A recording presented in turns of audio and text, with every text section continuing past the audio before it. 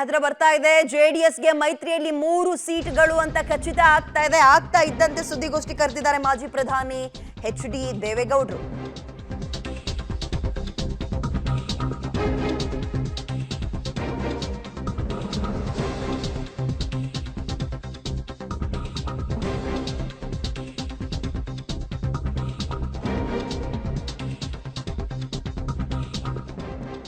ಬೆಳಗ್ಗೆ 11:30ಕ್ಕೆ ಜೆಪಿ ಭವನದಲ್ಲಿ ಸುದ್ದಿಗೋಷ್ಠಿಯನ್ನ ಕರೆದಿದ್ದಾರೆ.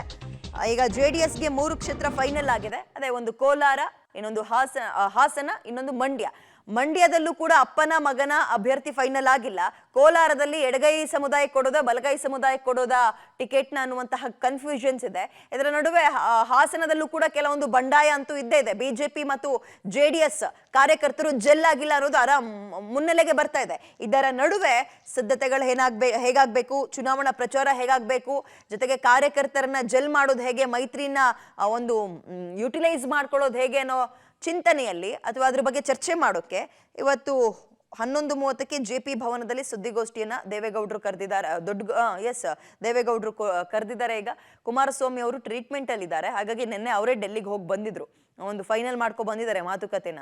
2 ಕ್ಷೇತ್ರ ಅಲ್ಲ, 3 ಬೇಕೇ ಬೇಕು. 2ಕ್ಕಾದ್ರೆ ನಿಮ್ಮ ಹತ್ರ ಯಾಕೆ ಬರ್ಬೇಕಿತ್ತು ಅಂತೆಲ್ಲ ಮಾತುಕತೆ ಆದ್ಮೇಲೆ ಸರಿ ತಗಳೆ ತಕ್ಕ ಕೋಲಾರನು ಅಂತ ಬಿಟ್ಕೊಟ್ಟಿದ್ದಾರೆ. ಕೋಲಾರನ ಗೆಲ್ಲುವಂತಹ ವಿಶ್ವಾಸದಲ್ಲಿರೋ ಜೆಡಿಎಸ್ ಇದೀಗ ಕೋಲಾರ ಜೊತೆಗೆ ಮಂಡ್ಯ, ಹಾಸನ ಭಾಗದಲ್ಲೂ ಕೂಡ ಕಾನ್ಸಂಟ್ರೇಟ್ ಮಾಡಿ ಇವರೇ ಗೆಲ್ಲುವಂತಹ ಕ್ಷೇತ್ರಗಳು ಅಥವಾ ಇವರದ್ದೇ ಸಮುದಾಯದ ಮತಗಳಿದ್ರೂ ಕೂಡ ಜೆಡಿಎಸ್ ನಲ್ಲಿ ಒಳೇಟಿನ ಆತಂಕ ಕೂಡ ಕಾಡ್ತಾ ಇದೆ. ಕಾರಣ ಹಾಸನದಲ್ಲಿ ಪ್ರೀತಮ್ ಗೌಡ್ರು ಹಾಲಿ ಸಂಸದರಿದ್ರು, ಬಿಜೆಪಿ ಅವ್ರು ಯಾರು ಅವ್ರಿಗೆ ಸಪೋರ್ಟ್ ಮಾಡೋಕೆ ಮುನ್ನೆಲೆಗೆ ಬರ್ತಾ ಇಲ್ಲ.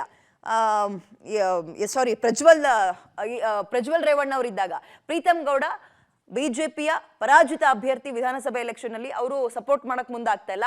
ಇನ್ನು ಮಂಡ್ಯದಲ್ಲಿ ಕುಮಾರಸ್ವಾಮಿ ಬೇಡ, ನಿಖಿಲ್ ಅವ್ರನ್ನ ನಿಲ್ಸೋಣ ಅನ್ನುವಂತಹ ಮಾತುಕತೆ ಓಡಾಡ್ತಾ ಇದೆ.